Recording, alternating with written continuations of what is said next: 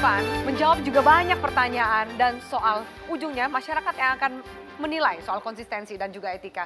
Akan tetap bertahan dalam gerbong partai pendukung pemerintah sampai Jokowi berakhir? Ya, sampai saat ini PAN tetap sebagai partai politik pendukung pemerintah.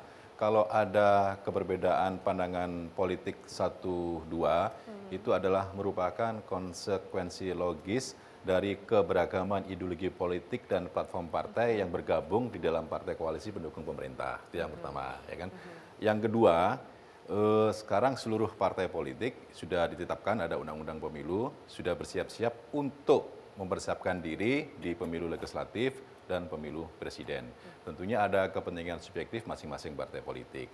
Tetapi PAN menginginkan bahwa dalam jangka waktu yang tersisa sampai tahun 2019, pemerintahan itu bisa lebih efektif, lebih efisien, dan pola komunikasi antar pendukung pemerintah, partainya itu lebih komunikatif agar ya disamakan persepsi, pandangan politiknya, sehingga interpretasi terhadap kebijakan pemerintah itu tidak berbeda-beda dari partai politik pendukung pemerintah. Oke. Sinyalnya kayaknya positif untuk bertahan. Gerindra sejauh ini bagaimana? Masih ingin menarik ke tanda kutip jalan yang benar kata Anda tadi? Iya, saya kira itu kan pilihan partai ya. Kami tidak ingin mencampuri partai manapun. Tadi saya sampaikan bahwa ini masih masih sangat jauh. Sangat mungkin di antara 10 partai ini berbeda. Apalagi nanti akan dilihat sejauh mana keberhasilan Pak Jokowi memimpin, sejauh mana isu-isu yang berkembang nanti. Kemudian juga setiap partai itu nanti akan menentukan apa yang disebut dengan kutil efek dan sebagainya. Dia akan melihat nanti pilihan presiden yang akan diusung nanti 2019 itu memberi dampak positif tidak pada partainya. Nah, buat hitungan saya, kalau PAN ikut di partai pemerintah, itu suara yang 100% Mbak Afi diperebutkan oleh 7 partai, begitu loh. Tapi kalau ikut dengan Gerindra, suara yang 100% ini katakanlah disebut oleh 4 partai. Suara Pak Jokowi dan suara Pak Prabowo kira-kira. Jadi kan tentu hitungan-hitungan matematisnya, saya kira pengamat lebih paham. Ini lebih menguntungkan bagi PAN atau PKS dan Demokrat, mudah-mudahan tetap bersama dengan Gerindra mengusung Pak Prabowo ke depan. Oke.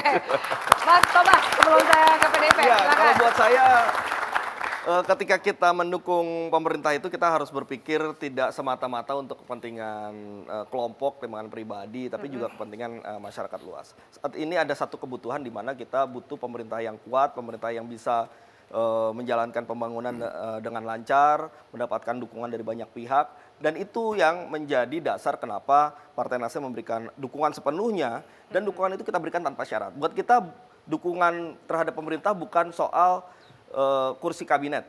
Buat kita bukan soal kekuasaan apa yang akan dibagi kepada Nasdem. Kita tidak bicara soal itu. Kita mau ada reshuffle mau apa itu urusan presiden. Kita serahkan sepenuhnya kepada presiden. Kita percaya pada presiden. Presiden tahu mana yang terbaik. Oke, baik. Saya dari PDIP, Mas Arifin, silakan. Ya sama ya, intinya bahwa koalisi itu lebih substansi. Yang lebih bagaimana visi misi presiden diusung dalam kampanye kemarin Nawacita itu lebih dipahami oleh partai-partai pendukung. Dan tentunya implementasi daripada visi misi itulah yang menjadi lem perekat dari koalisi. Bahwa akhirnya ada pembagian kekuasaan itu adalah suatu akibat. Kalau itu didasari pada hanya sekedar bagi-bagi kekuasaan, maka konfigurasi politik akan terus berubah. Tapi kalau didasarkan atas visi misi, maka akan permanen. Kami percaya bahwa partai koalisi sekarang tetap akan memberikan dukungan solid sampai dengan 2019 dan insya Allah bisa lanjut sampai 2024. Saya kira itu. Baik, Mas Burhan dan Mas Edi, Mas Burhan dulu singkat saja, silakan. Data survei SMRC tadi terkait dengan head to head 53,7% lawan 37% untuk Pak Prabowo, itu bisa dibaca ibarat gelas setengah penuh atau gelas setengah kosong. Nah, yang disampaikan oleh Mas Jayadi tadi dari sisi optimis, bahwa dibandingkan dengan era 2 tahun 3 tahun Pak SBY jilid pertama, itu ada kenaikan yang lebih baik persepsi publik kepada Pak Jokowi dibanding Pak SBY di 3 tahun pertama. Tetapi kalau kita lihat 53% itu angka yang diperoleh Pak Jokowi sebelum menjadi presiden. Waktu terpilih 2014. Jadi setelah 3 tahun muter ke sana kemari membangun infrastruktur dari Aceh sampai Papua, ternyata apresiasi publik hanya 53%. Sementara Pak Prabowo yang hanya di Hambalang dapat 37%. Oke, baik. 68% orang yang puas itu hanya diterjemahkan ke 53%. Ada Baik. gap antara yang puas dengan yang mau memilih. Baik, Mas Jayadi singkat saja, 1 menit.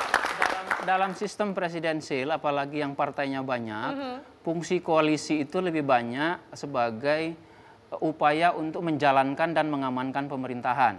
Nah, partai-partai yang ada di dalam sistem koalisi itu, dia harus berjalan di antara dua hal. Satu, mengamankan pemerintahan, mendukung pemerintah. Dua, mempertahankan eksistensi partainya. Yang dua hal itu tidak selalu berjalan beriringan. Nah, di dalam koalisi sistem presidensial multi partai dimanapun di dunia ini selalu ada kemungkinan partai-partai tertentu membelot dalam kebijakan-kebijakan tertentu. Dan itu harus dihitung oleh koalisi itu sendiri. Kapan boleh membelot, kapan tidak boleh. Oke, baik. Catatannya adalah itu. Terima kasih banyak untuk para narasumber. Silahkan berkumpul ke depan, kita saling bersalaman. Dan pemirsa, kita akan lihat. Inilah opini dua sisi pada malam hari ini. Politik memang tidak mengenal kawan atau lawan yang abadi. Karena yang abadi adalah kepentingan politik itu sendiri. Saat kepentingan politik yang diperjuangkan bersama bersimpang jalan, koalisi terancam pecah kongsi. Namun koalisi dalam partai yang berkuasa ataupun sebagai oposisi sama terhormatnya jika tegas dan jelas dalam opsi politiknya.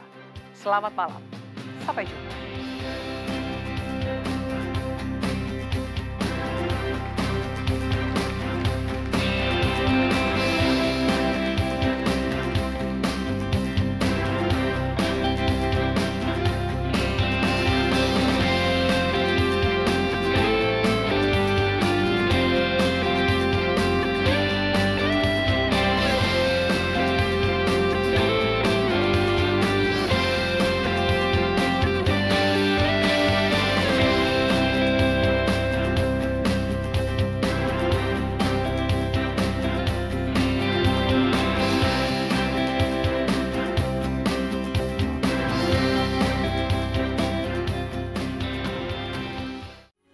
Metro TV, knowledge to elevate.